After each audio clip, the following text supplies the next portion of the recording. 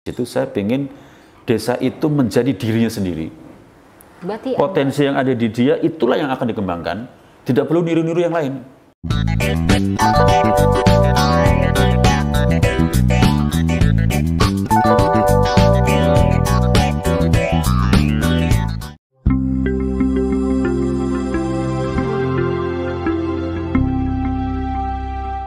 SMN Pantura.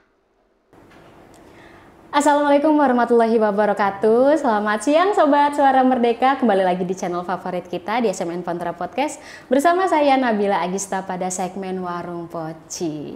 Ya Sobat Suara Merdeka, apa kabar? Semoga kalian dalam keadaan baik, sehat walafiat ya di hari ini. Dan selamat datang di episode terbaru kita di podcast kali ini, di mana kita akan membahas terkait topik yang relevan dan penting sekali ini. Kita akan membahas bersama Dinas Pemberdayaan Masyarakat dan Desa atau Dispermades, sebuah lembaga yang memiliki peran sentral dalam menggerakkan pembangunan di tingkat lokal.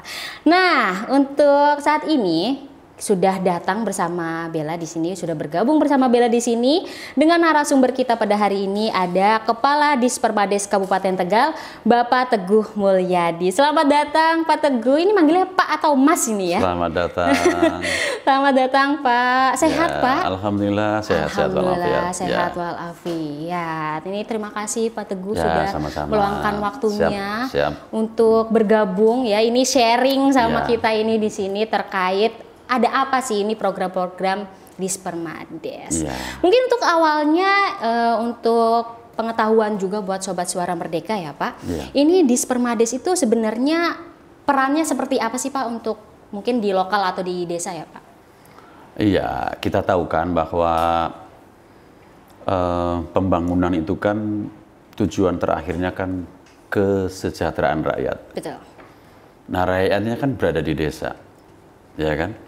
Karena rakyat di desa, berada di desa sebagian besar, maka ya peran sentral dari sebuah lembaga yang dibentuk oleh negara ini amat sangat penting ya untuk memberikan fasilitasi, sinergitas, kolaborasi, kemudian inovasi dan sebagainya. Apalagi posisi kita sekarang kan dalam era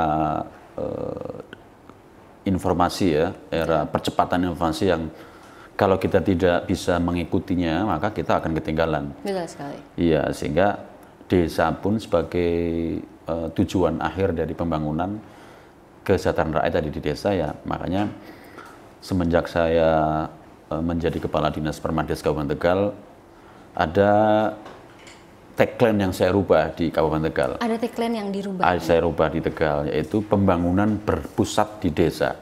Pembangunan berpusat di desa. Ya, jadi kalau orang dulu itu sebelum saya mungkin ya, itu menganggap desa adalah sebagai objek saja. Betul. Hanya sebagai objek, bahkan sebagai tanda petik anak yang terpinggirkan ya. Itu kita ingin merubah mindset itu bahwa desa adalah sebagai subjek, desa harus berdaulat dan pembangunan harus berpusat di desa. Memang agak susah karena nomenklatur pembangunan pun sekarang masih ada image bahwa desa ini terpinggirkan. Contohnya adalah ada kegiatan yang bernama bantuan keuangan. Betul. Bantuan keuangan desa. Dalam ilmu terminologi bahasa, bantuan keuangan untuk desa itu menempatkan desa sebagai pihak ketiga atau orang ketiga atau orang yang harus kita bantu. Ini image atau mindset yang menurut saya harus kita kikis sedikit demi sedikit. Agak susah karena di Perda, Perbub, kemudian di peraturan perundangan, bahkan sampai undang-undang itu masih menempatkan itu. Ada kegiatan yang namanya bantuan keuangan. Ya. Jadi seolah-olah desa itu perlu dibantu. Desa itu perlu dikasih uang. Gitu. Ya kan? Betul. Mindsetnya seolah-olah desa ini ya hanya objek aja gitu. Pelengkap ya, pemanis kehidupan bangsa bernegara gitu. Jadi mari ya di era sekarang ya, mudah-mudahan kita bisa lakukan percepatan perubahan image ini bahwa desa harus ditempatkan sebagai subjek dan pembangunan harus berpusat di desa. Harus berpusat di desa. Pusatnya gitu di desa. Betul sekali. Jangan selalu melulu di kota atau selalu di sana, kota gitu ya. atau malah bahkan dipinggirkan, Betul. terpinggirkan. Ingat desa kalau mau lebaran. Pulang kampung Ya kan? Betul sekali. Gitu. Nah, mari kita rubah mulai saat ini. Mindsetnya berarti Mari kita harus rubah. dirubah ya pertama kali. Oke, ini kan berarti kan dinas pemberdayaan masyarakat dan desa. Ini ada kata-kata pemberdayaan. Berarti terkait dengan pengembangan potensi dong, otomatis ya Pak ya. Lalu gimana sih cara Dispermades sendiri untuk mengembangkan satu potensi yang ada di desa? Ya. Kritik juga nih bagi diri sendiri ya. Ini otokritik juga. Dari nama sendiri itu masih mengandung image, mindset yang menempatkan desa sebagai objek. Coba bayangkan, dinas pemberdayaan desa. Jadi desa itu diberdayakan gitu, ya kan? Betul. Bukan dibangkitkan potensinya, bukan digerakkan supaya dia bergerak dan dia menjadi pusat pembangunan. Tapi tidak apa-apa, nanti mudah-mudahan ke depan nama ini dirubah. Menurut Pak Teguh sendiri ini keluar dari lainnya tadi ya pertanyaan. Menurut Pak Teguh sendiri yang nama yang pas itu harusnya apa ini? Kan ini kan dinas pemberdayaan katanya ini menjadikan desa sebagai objek ini.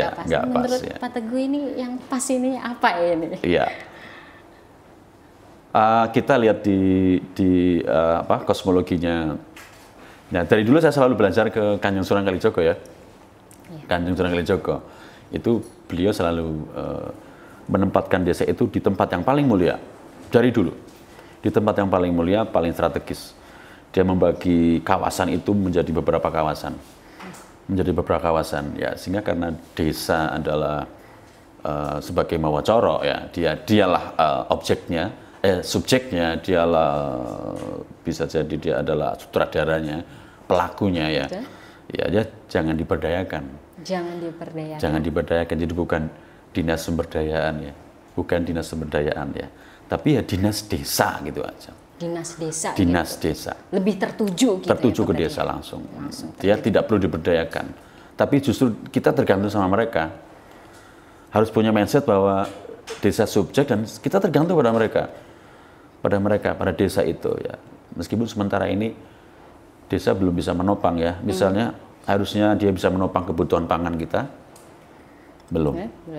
Ya, real sekarang hampir semua jenis makanan gitu sebagian besar import. Hasil import, betul. Import itu.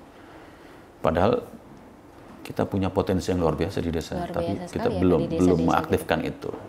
Bukan memberdayakan loh, sorry ya. Bukan memberdayakan ya. Mengaktifkan ya. Aktivasi mereka. Gitu. Aktivasi, bukan pemberdayaan berarti intinya ya. Bisa juga dinas aktivasi desa, bisa juga kan? Dinas aktivasi desa, oke, catat ya, Sobat Suara Merdeka ini. Catat ini, nanti barangkali beberapa tahun ke depan gitu kan. Dirubah lagi, nomenklaturnya dirubah. Gitu kan ya. Oke. Tadi kembali ke pertanyaan tadi nih Pak, gimana sih cara dari Dispermades ini mendorong atau ikut mengembangkan potensi lokal dari desa masing-masing? Ya, kita kembali ke flashback ke belakang ya. Dulu 10 tahun, 20 tahun yang lalu memang para perencana pembangunan itu yang membuat RPJM dari kabupaten maupun desa itu selalu tadi menempatkan desa sebagai objek, bukan sebagai subjek. Yang kedua, lebih banyak menitik beratkan pada pemerataan. Jadi kalau ada program dana desa sekian, itu rata itu. Bedanya dikit lah, segitu semua rata itu. Bahkan dulu pernah sebelum saya jadi kepala dinas, itu ada program wisata desa. Hampir semua bikin itu. Tapi sekarang hampir semua ya, sebagian besar sekarang sunyi senyap. Tidak ada. Lalu ada BUMDes, juga seperti itu. Semuanya bikin BUMDes, tapi kemudian senyap itu. Karena mereka melakukan itu berdasarkan perintah, yang kedua berdasarkan pemerataan, kemudian ada semacam kagetan ya, kalau dalam ilmu bahasa Jawa itu kagetan. Iya, kagetan, kemudian latah membuat itu ya. Tidak sesuai dengan potensi yang ada di desa. Sehingga insya Allah semenjak saya menjadi kepala dinas di situ, saya ingin desa itu menjadi dirinya sendiri. Berarti Potensi yang ada di dia itulah yang akan dikembangkan. Tidak perlu niru-niru yang lain. berarti ikonnya masing-masing. Ikonnya masing-masing. Itu yang kemudian kita sebut sebagai, dulu saya sebut sebagai desa fokus ya. Desa fokus. Desa fokus. Tapi kemudian setelah ketemu dengan Pak PJ Bupati yang baru ini, berubah namanya menjadi desa tematik. Desa tematik. Desa tematik. Jadi desa itu memang fokusnya ke A, sudah ke situ. Kita support, kita dorong supaya berhasil. Tidak perlu niru yang lain. Nah, gitu Mbak. Sekarang ini kita gitu. Oke. Ini informasinya kita dapat itu ada akan kampus desa. Oh iya, iya. Nah, apa ini Pak kampus desa ini sendiri Pak? Iya, mungkin kalau orang biasa menyebutnya kampus desa itu Kampus yang ada di desa ya kayaknya nih. normatifnya ada kampus berdiri di desa. Betul, betul, betul. Mendirikan sebuah perguruan tinggi ada di desa gitu ya. Atau ada sebuah kampus, ada dosennya, ada kurikulumnya, ada mahasiswanya ya toh. Kemudian ada tempat duduk dan sebagainya. Tidak seperti itu. Nah, tadi bermula dari desa tematik, desa fokus, desa dengan potensinya sendiri dia berkembang. Maka saya timbul sebuah ide untuk mendirikan kampus desa. Sebetulnya imajiner ini, kampus desa itu imajiner. Ya? Imajiner. Berarti non formal lah. Non formal ya. Sebuah desa yang dengan tematiknya sudah bisa ditiru oleh desa yang lain. Dia sudah berhasil menjadi desa dengan dirinya sendiri. Betul. Itu akan menjadi dosen. Okay. Akan menjadi fakultas dari kampus desa yang saya dirikan. Kampus desa ya ada fakultasnya. Fakultasnya adalah desa yang sudah bisa menjadi contoh bagi yang lain, bisa ditiru oleh desa-desa yang lain. Dialah fakultasnya. Kemudian kampusnya di mana? Di mana saja. Di masing-masing desa. Di masing-masing desa itu bisa dijadikan kampus. Mahasiswanya ya desa yang akan meniru, yang akan mengamati, yang akan modifikasi dari desa yang sudah dijadikan sebagai contoh atau desa tematik itu. Itulah desa, kampus desa. Itulah kampus desa ya. Secara garis besarnya. Ya, secara garis besarnya. Jadi kampusnya, fakultasnya bisa banyak.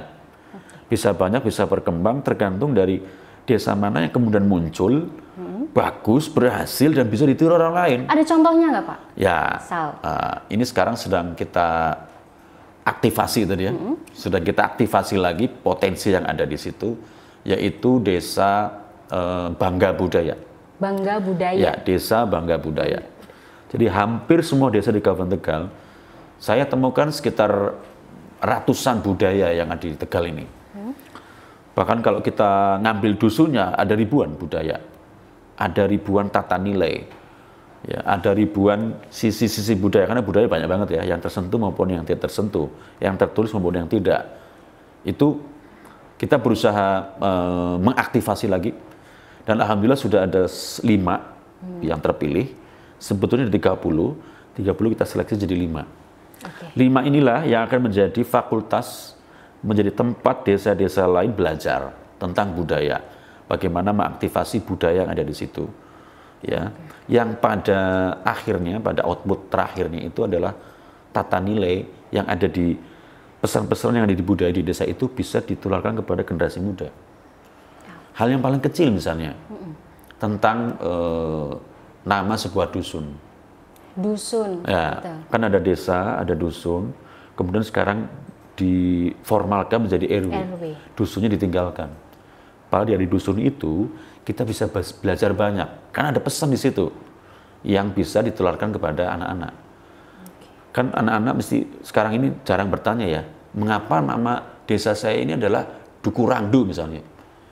Bapak, kenapa desa saya namanya Dukurandu? Gitu. Atau mungkin anak-anak sekarang juga nggak mau tidak tahu sensitif, terkait, iya ya, betul ya, sekali. Tidak sensitif tidak itu.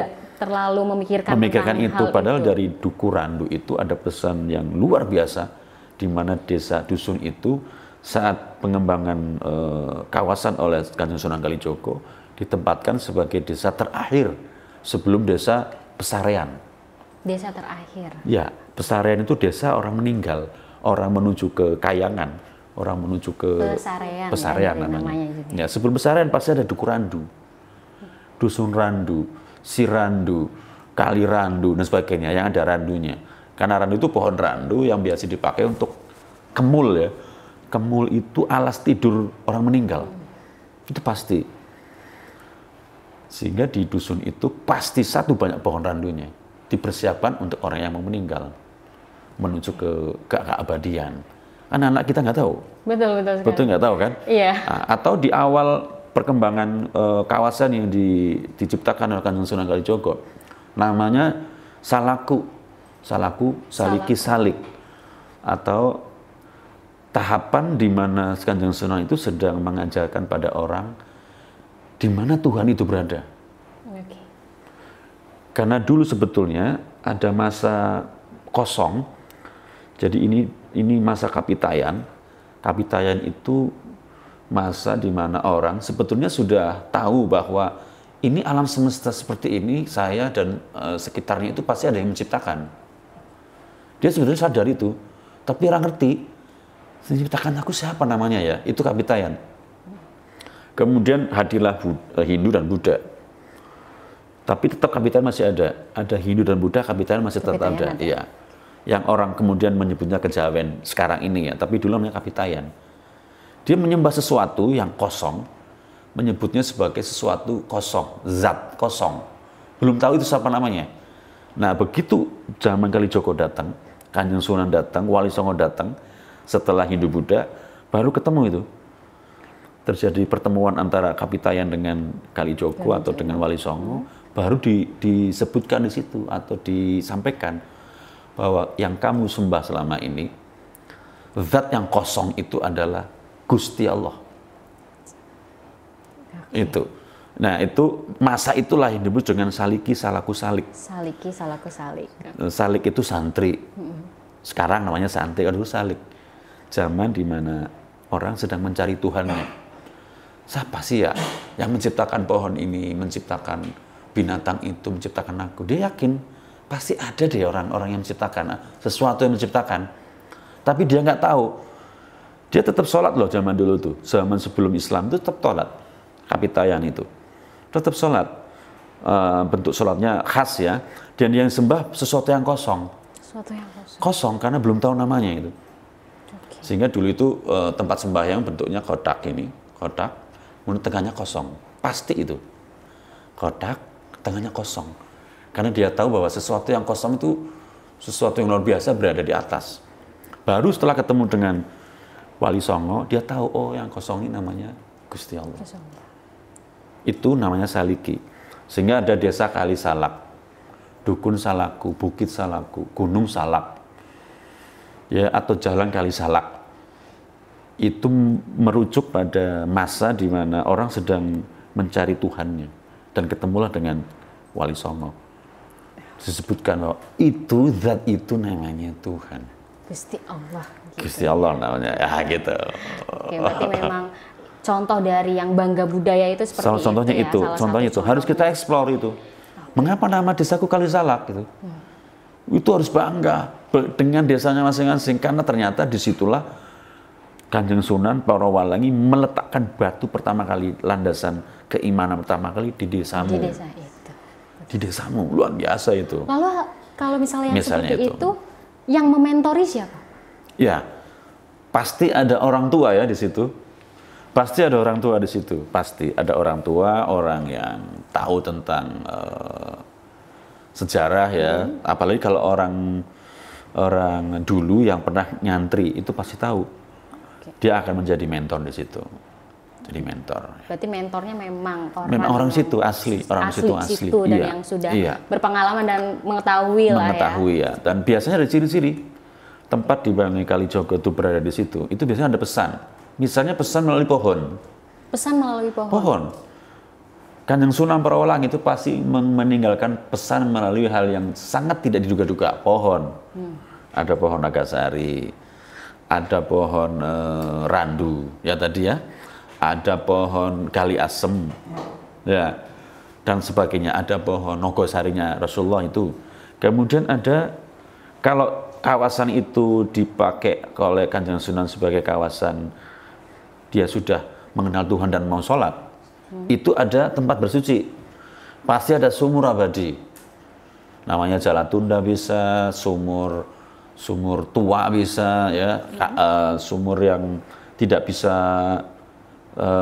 bisa lekang oleh zaman, dia terus ada air itu, sumber air itu ya. Sumber air itu masih ada. Ya, itu tanda bahwa zaman dulu Kanjeng Sunan pernah ada di situ. Oke. Gitu. Nah, lalu nih Pak, peran Dispermades di kampus desa ini itu seperti apa sebenarnya? Ya kalau boleh dikatakan kampus imajiner, maka Dispermades itu ininya rektoratnya ya. Rektoratnya. Rektoratnya. Bisa saya jadi rektornya ya toh? Tapi nggak imajiner nih ya Pak ya, kalau rektoratnya nih. Ya imajiner juga. Oh, imajiner juga. Jadi kampusnya tadi ada kampus Bangga Budaya. Ada lagi yang saya kembangkan sekarang adalah kampus desa digital. Kampus desa digital. Desa digital melayani. Desa digital melayani. Ini salah satu bentuk dari respon terhadap perkembangan zaman yang mau tidak mau kita harus digital pada waktunya. Harus digital pada waktunya. Harus digital pada waktunya. Nggak bisa tidak. Harus digital pada waktunya. Sehingga seluruh informasi, baik itu untuk memenuhi undang-undang keterbukaan publik ya. Kalau dulu kan informasi keterbukaan publik harus disampaikan melalui papan tulis besar itu. Bentuknya APBD besar itu papannya. Kalau dia sudah punya website sendiri, punya akun sendiri di websitenya boleh. Cukup di website, tidak perlu pakai papan besar, tidak harus begitu. Atau di Google ya. Yang ini sedang kita rintis. Lagi dirintis supaya semua desa itu digital, semua jenis pelayanan digital. Jadi berarti dari awalnya itu riset dulu, Dispermades itu melakukan riset atau gimana ini Pak? Kalau riset beneran sih enggak juga ya. Tapi saya problem solving, kemudian in-depth interview, kemudian fokus discussion dengan teman-teman, ketemulah bahwa kita harus digital pada waktunya. Harus digital pada waktunya. Semua potensi desa, semua promosi desa, semua aktivitas desa, semua anggaran yang ada di desa, semua cita-cita desa harus diungkapkan semua di dalam digital. Harus itu, kalau enggak kita ketinggalan zaman. Ketinggalan jauh dong. Nah, untuk kampus desa ini sendiri apakah nanti ada kurikulumnya kah atau ada tata cara pembelajarannya bagaimana itu? Ya kalau normatifnya memang ada kurikulumnya ya, tapi kurikulum yang dimaksud di sini ya tadi itu sudah saya sebutkan 2 fakultasnya. Fakultas Bangga Budaya Desa, Fakultas Desa Digital Melayani atau DILAN. Ya, digital melayani. Ya, saya niru film kesukaan anak saya. Bukan Dilan yang Milia ya, berarti ya? Ini terinspirasi dari Dilan. Inspirasi tapi dari situ ya? Iya, karena mirip-mirip saya kan orang itu. Waduh. Ya gantengnya sama sih. Dilan ya. Lalu ada Desa Merdeka Sampah. Desa Kertasari namanya Suradadi ini. Baru saya tunjuk satu, yang lainnya juga banyak. Desa Kertasari Suradadi yang akan dijadikan sebagai salah satu fakultas Desa Merdeka Sampah ini, nanti kita akan buat sebuah intervensi, sebuah inovasi di sana. Ya. Sekarang ini sampah kan begitu menjadi masalah yang utama gitu booming ya, di semua ya. Betul. Di desa juga begitu ya. Nah, nanti ada 2 intervensi, 2 inovasi, 2 mata kuliah di Fakultas Merdeka Sampah ini. Yang pertama adalah, ini belum minta persetujuan Pak Bupati ya, nanti kalau setuju alhamdulillah ya. Semua bupati, ya semua pejabat akan diperintahkan bupati untuk menjadi coach. Menjadi mentor bagi minimal 5-10 orang kakak di sekitarnya. Ini pejabat, sekitarnya ada 5-10. Dia akan menjadi pembimbingnya. Pertama adalah memilah. Jadi sampah yang ada di rumah tangga itu dipilah dulu dari rumah. Ini yang basah atau organik, ini yang kering atau non-organik. Dipilah dulu sebelum dibuang. Itu, dia pegawai negeri ini atau pejabat ini akan menjadi coach di situ. Setelah memilah, lalu akan diolah, diangkutkan oleh para pengangkutnya ini, diolah. Diolah ini harus menghasilkan sesuatu yang bermanfaat. Kalau yang organik bisa menjadi pupuk ya. Yang non organik bisa menjadi macam-macam, ini bermanfaat. Ya. Nah, pegawai atau pejabat yang ada di desa itu akan menjadi coach atau pembimbing minimal 5 keluarga sampai dia betul-betul bisa memilah lalu mengolah di bank sampah yang ada di desa itu. Berarti juga PNS-nya atau pegawai negerinya juga nanti akan jadi contoh, jadi coach. Ya, mau tidak mau dia harus begitu. Kalau enggak kita sampai kapan pun. Berarti harus dikasih pelatihan awal juga ya, untuk pegawai gampang negeri. Kan, sebetulnya gampang kan? Betul. Paling sederhana itu kan, ditulis ini organik, ini non organik, gampang. Kalau punya duit pakai tong, ya kan? Betul, Kalau punya duit. Yang kedua, di Merdeka Sampah itu ada ilmu yang inovasi yang kita sampaikan adalah, tadi coach-nya adalah pejabat atau pegawai negeri, ini anak-anak, anak sekolah. Anak-anak. Ini terinspirasi oleh kegiatan anak saya di Ramadan. Waktu Ramadan, ya ingat ya, Ramadan, anak saya kan umur 7 tahun tuh. Itu waktu hari pertama, kedua, ketiga. Kalau mau ke terawih, itu harus diberi hadiah dulu. Harus diberi hadiah dulu. Buka puasa, mau terawih, kasih hadiah tuh, coklat, atau Kinder Joy, atau es krim, ya. Baru dia mau berangkat tuh. Kalau tidak, dia jarang, masih malas itu, mesti nonton Upin Ipin. Tapi begitu gurunya besoknya memberikan dia buku catatan, harian dia di musola, dari pagi sampai sore ngapain saja, itu ternyata dia tanpa Kinder Joy, tanpa coklat, tanpa es krim, dia menulis itu. Mau berarti. Mau, habis buka puasa langsung pakai baju langsung ke masjid, bawa buku. Ini yang kita tiru untuk kegiatan Merdeka Sampah. Jadi anak sekolah dari TK, SD, SMP, dia punya buku, di rumahnya bapaknya melakukan apa nih, tulis di situ. Apakah sudah milah, apa belum, tulis tuh. Apakah sudah memilah, mengangkut, mengolah, apa belum, bapaknya itu.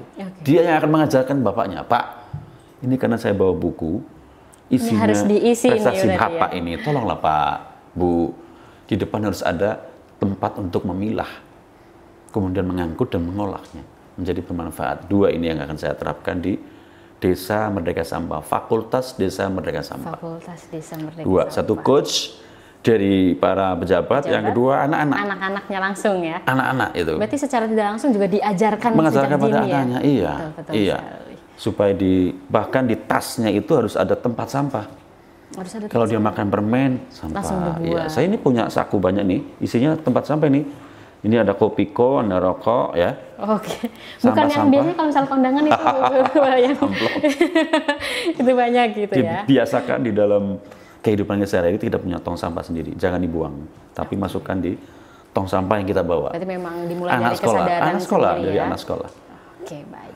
Oke, Sobat Suara Merdeka, ini kita akan break terlebih dahulu, jangan kemana-mana ya.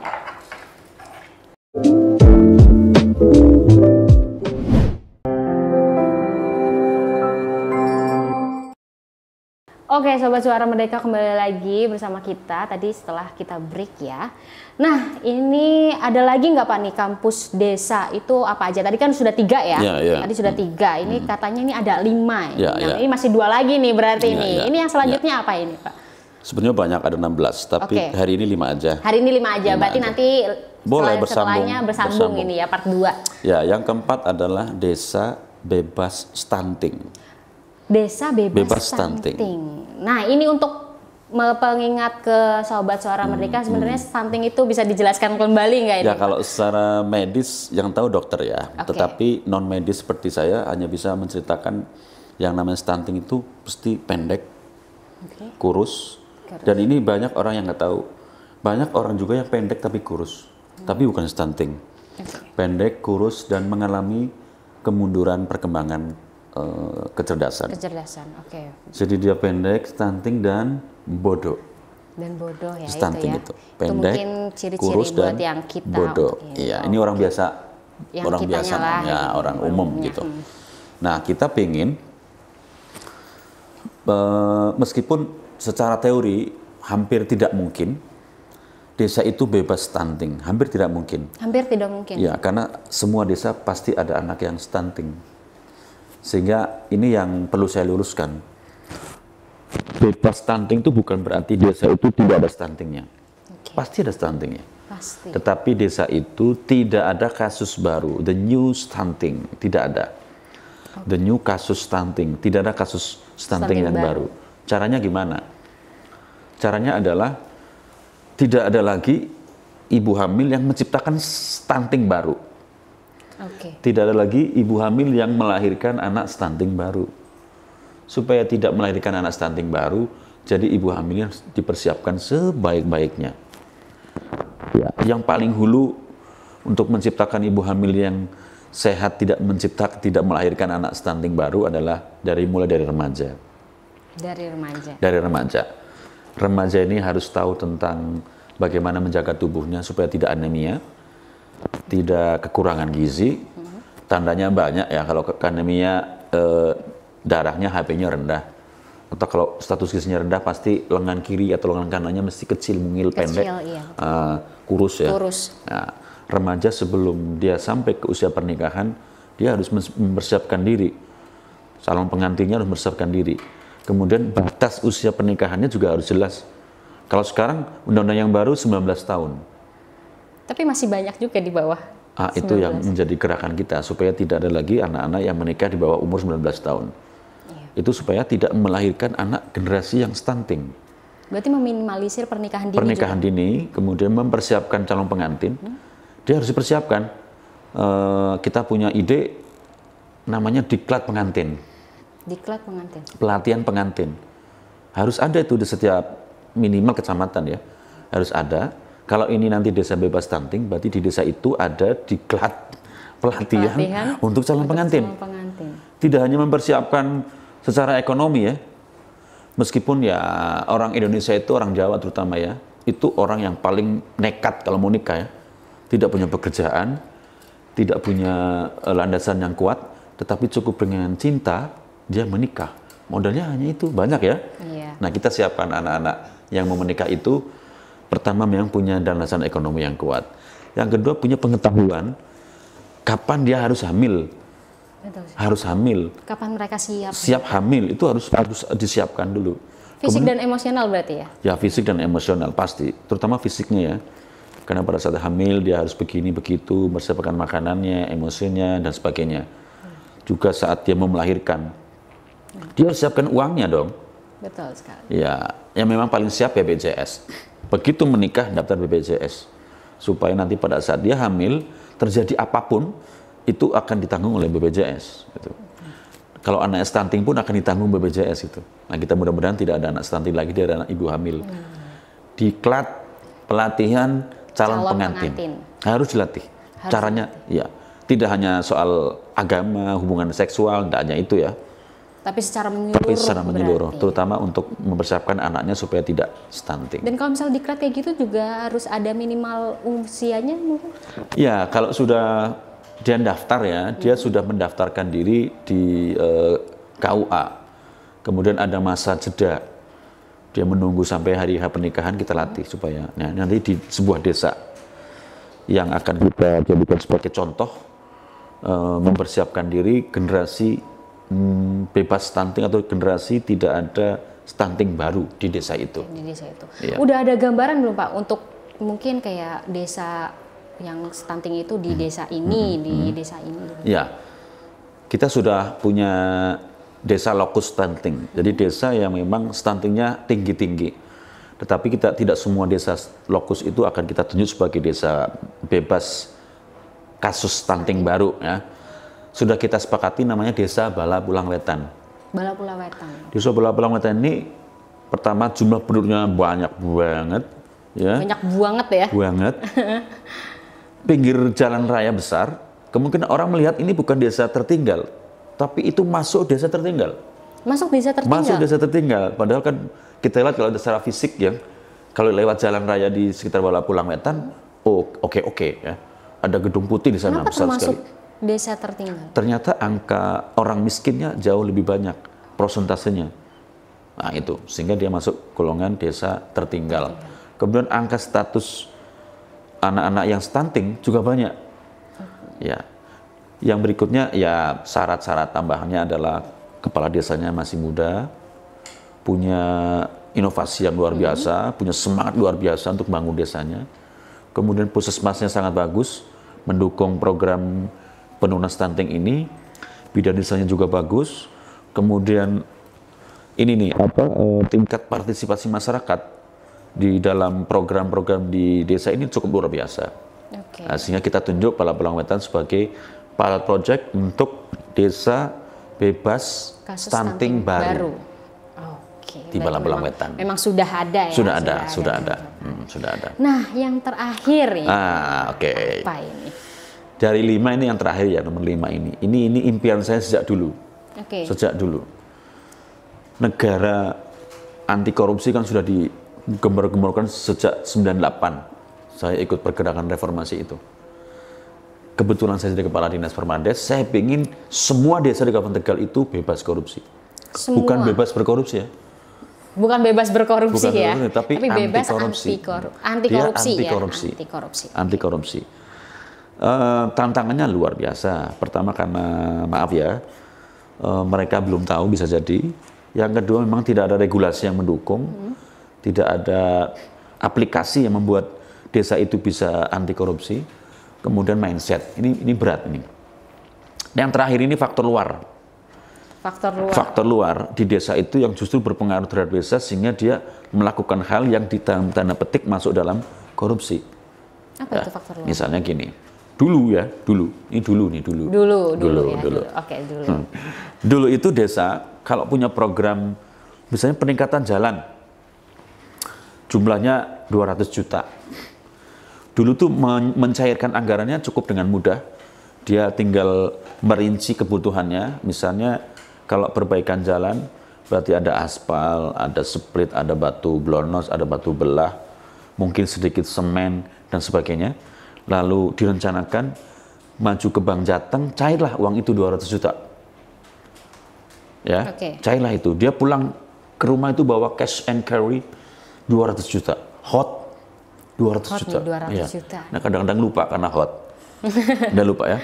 Sampai di rumah, kemungkinan besar banyak juga yang kasus ini terjadi, duitnya dipakai untuk yang lain. Menguap. Uangnya menguap. Tidak dipakai untuk beli aspal, split, semen, dan sebagainya. Bahkan untuk tenaga kerja, lupa dia. Ya. Kali ini, di zaman ini yang terbaru saya, itu kita pakai sistem namanya transfer non-tunai. Transfer non-tunai. Jadi tidak ada lagi dia bawa cash and carry ke rumah, hot, 200 juta, nggak bisa. Dia akan merencanakan semennya berapa, splitnya berapa, batu blonosnya berapa, batu belahnya berapa, aspalnya berapa, beli di mana. Beli di mana rekeningnya berapa, beli di mana rekeningnya berapa. Pajaknya berapa. Nanti Bank Jateng akan mentransfer langsung uang itu ke penjual aspal, potong pajak, ke penjual semen, potong pajak, ke penjual split, dan sebagainya dia potong pajak. Jadi desa nggak lagi bawa uang cash carry and hot, no. Tapi kalau kayak gitu penguapannya itu ya, tidak ada lah, tidak ya? ada karena sudah langsung kepada pengguna jasa, barang dan jasa. Paling dia bawa pulang sedikit di bawah 5 juta untuk upah pekerja. Ya? Upah pekerja. Kecuali ternyata mandornya punya nomor rekening. Nah. Udah Pak Kades langsung transfer aja ke gua, ayo transfer. Ya. BLT pun, bantuan langsung tunai yang 300.000 per bulan itu untuk orang miskin, itu juga kita upayakan transfer. Ya, bukan berarti orang miskin itu tidak punya kode rekening ya, tidak punya rekening. Kita harapkan semua orang miskin yang masuk di BLT itu punya rekening. Punya rekening sendiri-sendiri. Ya? Sehingga pada saat di desa itu ada 200 orang, menerima 300.000 per bulan, kita tidak lagi ngambil cash 300.000. Kalikan 200 orang. Dan lalu harus antri panjang. Tidak harus antri, ya? Kemudian ya maaf nih, ada juga kasus yang dipotong. Biaya admin lah. Sebagainya. Atau ART-nya sama rata, kamu dapat 300, ya udah nih 100.000 untuk sana. Waduh. Kalau transfer tidak mungkin dong. Betul. Ya, sehingga kita ingin ke depan di akhir tahun 2024 mudah-mudahan hampir semua sasaran BLT untuk orang miskin itu orang miskinnya punya nomor rekening.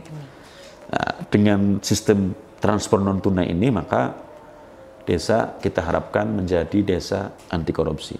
Desa anti korupsi itu ya. Dan yang kami mohon pihak-pihak yang lain jangan ikut mengganggu ya. Pihak-pihak yang lain. Pihak-pihak yang lain. Okay. Contohnya nih maaf ya. Di desa itu ada Bankyu Kabupaten Tegal, ada Bankyu Provinsi Jawa Tengah. Bantuan keuangan yang tadi saya sampaikan itu. Betul. Bantuan keuangan dari kabupaten, bantuan keuangan dari provinsi. Biasanya ini berasal dari seorang aspirator yang memperjuangkan bantuan keuangan ini untuk dialokasikan ke desa itu. Biasanya selama ini ya, ini lama ini ya, ini masa-masa yang lalu ya. Masa-masa yang lalu ya, yang dulu itu biasanya ikut-ikutan tuh. Saya mengusulkan desa A perbaikan jalan, berarti saya sebagai anggota dewan, sebagai aspirator, lalu ikut. Ini karena saya yang mengusulkan, maka saya akan nunjuk seseorang untuk melaksanakan kegiatan itu. Oke. Ini itu dulu. Nah, sekarang nggak bisa. Mengapa? Karena tadi transfernya non tunai. Yang kedua harus swaklola. Swaklola. Tidak boleh CV mengerjakan pekerjaan itu, nggak boleh. Harus swaklola. Swaklola itu dilaksanakan oleh kelompok masyarakat di situ. Katakanlah ada mungkin kelompok pemuda. Di situ ada lulusan SMK, lulusan STM ya.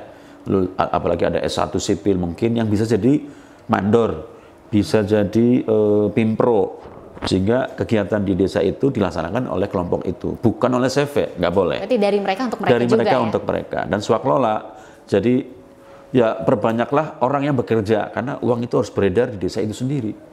Nggak keluar Nggak ke boleh yang keluar, lain. nggak boleh, jangan ya, ke situ sendiri. Kalau CV kemungkinan besar dia akan dilaksanakan oleh orang lain, pakai mesin. Gitu. Kalau ini jangan ya, orang, perbanyaklah orang gitu, supaya ya tadi ya dalam tanda petik, katanya sih pemberdayaan ya. Iya, Tapi kalau saya tadi yang warga-warga di ya situ aktivasi gitu ya. kalau saya, Aktivasi lagi, orang supaya aktif di pekerjaan itu. pekerjaan dan desanya Ya, masing-masing. jadi kami mohon ya mulai hari ini ya, teman-teman yang memperjuangkan pembangunan di desa, dalam tanda petik ya kan ada di dewan ya, baik kabupaten maupun provinsi, setelah memperjuangkan berhasil masuk ke rekening kas desa, sudah lepas tangan aja. Jangan kemudian pingin ikut, aku doang yang melaksanakan, jangan. Sudahlah. Itu hak desa. Sudah hak desa gitu, biar dia gitu. Ya mudah-mudahan ini berhasil ya. Saya minta ya teman-teman, terima kasih sekali pada teman-teman dewan yang sudah mengusahakan bantuan keuangan baik provinsi maupun kabupaten. Tapi setelah diperjuangkan, sudah dadah gitu, dadah. Biar mereka yang melaksanakan gitu, jangan ikut-ikutan. Begitu ya. Dengan adanya kampus desa yang anti korupsi ini, apakah memang di lalu-lalu ada kades-kades yang korupsi gitu Pak? Ya kecil ya. Kalau 281 desa yang ada berapa nih kadesnya? Yang sekarang masuk itu ada satu di Gunung, kemudian dekat Gunung 1, 2, kemudian di kota di Keramat 1, di Talang 1 ya. Kemudian ini calon lagi 1. Ada calon 1. Kemudian calon lagi di ujung sana 1, ada 6. Wah, ada 6. Ada 6. Dari 281 6 kan kecil ya. Kecil. Tapi kalau misal dibiarkan, oh ini bahaya. Bisa merambat ke desa-desa lain ini ya. Dan ini sebagian besar bukan karena ketidaktahuan ya. Tapi tadi itu karena dia belum menggunakan transfer non tunai.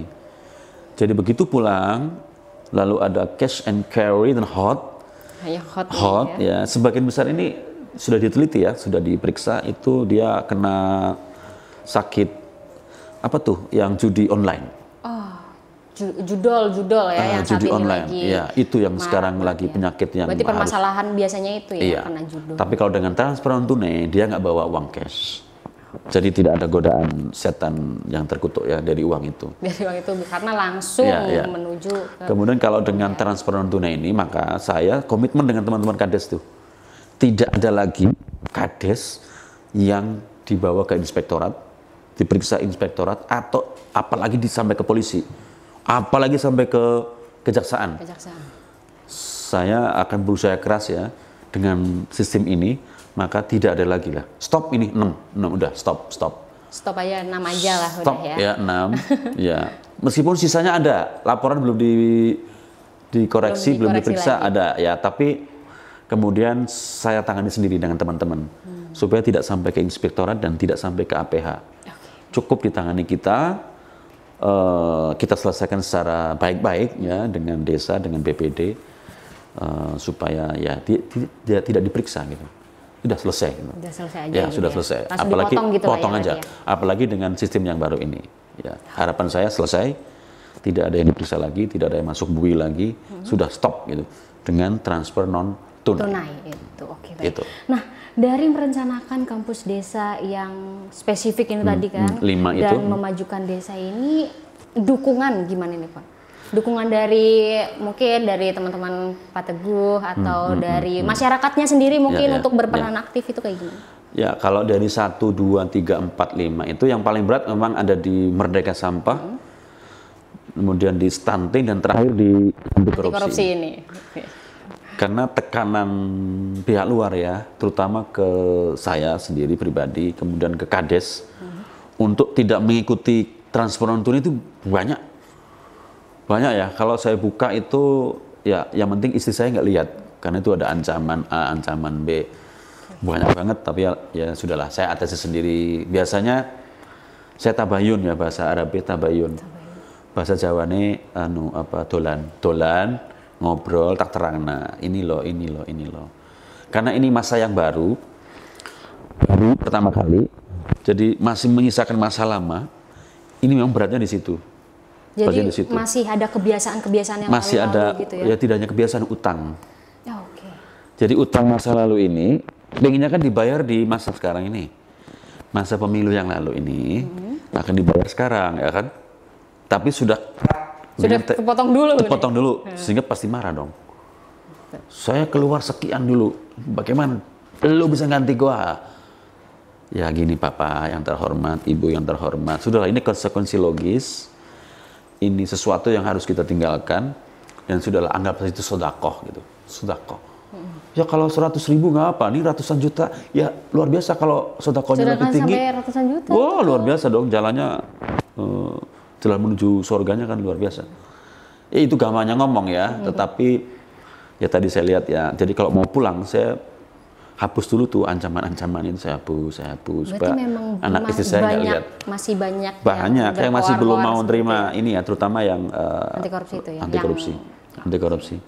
Transfer yang tunai. Kalau yang stunting justru tantangannya ada di ibunya atau bapaknya. Karena yang stunting ini harus screening. Kita harus screening, dia bawa ke rumah sakit untuk dipastikan anak-anak itu stunting beneran atau tidak, sebabnya apa. Biasanya anak bapak ibunya itu merasa gini, loh, anak saya sehat-sehat aja Pak, kenapa Bapak maksa saya bawa anak saya ke rumah sakit? Emang dikiranya nggak ngasih makan atau apa? Ini kan sehat-sehat aja gitu. Ya. Padahal anaknya stunting gitu. Itu tantangan yang terberat. Kalau sudah di screening, bawa ke rumah sakit, insya Allah kita akan tahu ini diagnosisnya ini, obatnya ini, makanannya ini, intervensinya ini. Nah, tantangan terbesarnya adalah membawa anaknya itu ke screening ke rumah sakit bagi yang sudah kena. Tantangan berikutnya pada tadi itu ibu hamil. Ya kan? Ibu hamil ini. Pernah hamil nggak? Kalau hamil itu dia pasti lebay. Belum pernah. Dia pasti akan banyak tantangan ya, ada psikologisnya, ada macam-macam ya, ada sensinya juga luar biasa dibanding orang tidak hamil. Dia akan banyak mengalami tantangan saat dia misalnya harus makan tinggi kalori. Satu hari harus makan 1 telur, 1 mangkok sayur, misalnya ya, kemudian 1 gelas susu. Itu kalau tidak ada teknik tertentu untuk bisa merayu ibu hamil ini makan bergizi ini, susah Bu, sangat susah. Sangat susah. Sehingga perlu teknik ya. Yang penting telurnya masuk. Misalnya ya, ini dulu saya praktekkan di keluarga saya sendiri. Nggak suka telur, nggak suka susu. Nggak suka susu. Padahal dia hamil, dia harus makan itu. Tapi dia suka es krim. Ya sudah, kita beli es krim, ya toh. Telurnya masukkan ke es krim, susu masuk es krim, dikumpek sampai rampung, kasih pewarna dikit, masukkan di freezer, jadi es krim. Dia nggak tahu kalau dalam es krim itu ada telur, ada susu. Ada susunya. Jadi gimana ini ya, bisa mengganti atau bisa? Ya, namanya melakukan kreatif ya terhadap. Iya, betul. Iya, banyak tantangannya, banyak sekali tantangannya. Apalagi kalau ibu hamil mual. Muntah, nggak bisa masuk makanan. Nggak bisa masuk makanannya dong. Ya dia nggak boleh sama air. Kalau makan sama air muntah dia pasti. Jadi makanannya harus kering. Minumnya nanti. Masuk dulu baru minum air. Itu teknik-tekniknya harus disampaikan itu. Ada harus disampaikan ya. Itu tantangan yang lumayan berat. Lumayan berat. Ya. Oke. Nah untuk Pak Teguh, seberapa yakin sih program ini bisa kelaksana? Sebagai orang yang beriman 16 harus yakin. Ya, tadi kan 16 tapi ini 5 dulu. 5 dulu ini kan. Harus yakin. Harus yakin. Dengan segala apapun itu ancaman lah. Harus yakin. Harus yakin. Tidak selesai tahun ini, tahun depan. Tahun depan. Tidak selesai tahun depan, tahun Depannya lagi. lagi. Kita terus berupaya untuk itu. Ya, nggak selesai ya. Pasti akan ada yang selesai. Pasti akan ada yang selesai. Dan kita memang ditarget dalam tahun ini ada yang diwisuda. Ada yang diwisuda. Jadi ada kampus kan tadi, berarti ada dosen dan mahasiswanya. Pasti ada yang diluluskan toh? Iya. Ada yang diwisuda. Ya, minimal nanti ada satu desa yang sudah belajar di desa Bisa Merdeka Sampah, sudah belajar di desa Bangga Budaya yang bisa diwisuda. Yang sudah diwisuda. Ya. Targetnya justru pada nomor 6 sebetulnya. Nomor 6. Tadi 1, 2, 3, 4, 5, 6. Apa itu yang 6 ini? Nomor 6-nya tadi yang digital. Oh, digital. Digital.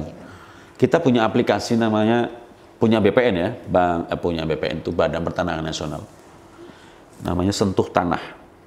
Sentuh Tanah? Sentuh Tanah atau Sentuh Bidang. Nah, aplikasi ini akan kita modifikasi, kita tambahin informasi. Jadi, kalau kita menyentuh sebuah bidang, di BPN itu, klik, itu akan muncul nama, luas tanah. Oh, oke. Dan nomor sertifikat. Ini masih mentah. Nah, maka akan kita modifikasi, kita tambah informasi di dalamnya ini. Muncul nama, istrinya siapa, anaknya berapa, adakah kasus stunting di situ, adakah lansia di situ, adakah kekerasan dalam rumah tangga di situ, adakah kasus narkoba di situ, apakah ini miskin atau tidak, kita tambahi informasi itu. Jadi itu ya, sentuh tanah gitu. Ya, nah, ini bisa kita lakukan cepat. Kira-kira bulan September sudah ada yang wisuda. Yang berarti terakhir. Yang kira-kira di wisuda pertama itu terkait yang ini, yang itu desa mana itu? Ada 16 desa. 16 desa. Di Kabupaten Tegal. Kabupaten Tegal. Ya. Okay. Syaratnya memang desa itu sudah dilakukan PTSL ya. Sudah diukur seluruh tanahnya, seluruh bidang tanahnya. Okay. Dari 281, yang lengkap baru 60. 60. Dari 60 saya ambil 16. Satu kecamatan satu. Itu yang sudah benar-benar siap. Sudah benar-benar punya peta lengkap bidangnya. Nah, itu kita intervensi dengan cara menambah informasi. Okay. Ya, mudah-mudahan bulan September Oktober itu kalau Mbak Bella ke desa A datang, kemudian ada layar sentuh touchscreen itu, tersentuh, tung, itu langsung muncul warna merah. Berarti orang ini miskin. Oke, nanti bisa ya sama tim kita ya. Miskin. Lalu oh ini janda. Oh ini punya anak difabel, oh ini punya BLT nih, gitu. Oh ini punya anak sekolah tapi nggak sekolah. Punya anak sekolah tapi nggak sekolah. Nggak sekolah. Oh ini punya ibu hamil tapi risiko tinggi, misalnya gitu. Oh, ini harusnya diintervensi supaya nggak stunting. Oh ini ada stuntingnya gitu. Oh, ada info-info gitu ya. seperti itu. Info yang lebih spesifik lagi lebih gitu spesifik ya. lagi. Oke, Saya September minta kalau doa, nggak Oktober. September Oktober lah. Oh, oke, nanti bisa menginformasikan kita Oke, lagi nanti. iya. Biar kita main-main langsung ya. Boleh, Jadi boleh, nggak boleh. cuma dengar tapi kita langsung Boleh. mungkin ikut. Ya nanti menyentuh tanahnya itu. kita kabar-kabari ya kalau. Boleh, kabar-kabari. Tapi ini bukan program kabar-kabari ya. Ini kita berkabar-kabar aja. Oke. Nah, Pak Teguh, untuk mungkin ini sudah dijelaskan 6 tadi ya, berarti ya sudah 6. Mungkin harapan Pak Teguh untuk kedepannya, untuk mungkin 16 itu kampus desa yang akan dibangun, akan dan gitu sudah ya, dan sudah akan dibangun. Sudah, ya. Ini tuh apa harapan kedepannya? Semua desa punya potensi yang khas ya, khas. Nggak usah latah niru-niru, khas. Dia bangga dengan itu aja. Dia selesaikan sampai selesai gitu. Oke. Kemudian semua desa bisa lulus di kampus itu, bisa diwisuda di situ, ya.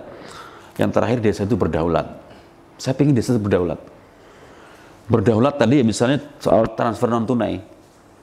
Kalau dia berdaulat, siapapun yang mempengaruhi, dia tidak akan bergeming gitu.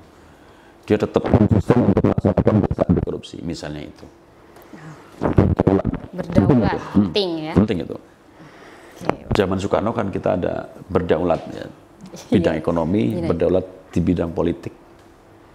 Tuh, berarti memang harapan kedepannya itu adalah ada harapan besar ini ya. Ada harapan besar pasti dong, kampus desa. Pembangunan bersatu desa dan desa lebih berdaulat dibanding sekarang.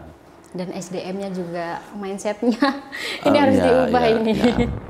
Gitu, Pak Teguh, terima kasih atas informasi yang sudah dibagikan. Ini sangat membuka wawasan kita semua, dan semoga perencanaan dan yang sedang dilakukan ini bisa menjadi contoh untuk mungkin di desa-desa lain juga di kabupaten atau di kota-kota lain.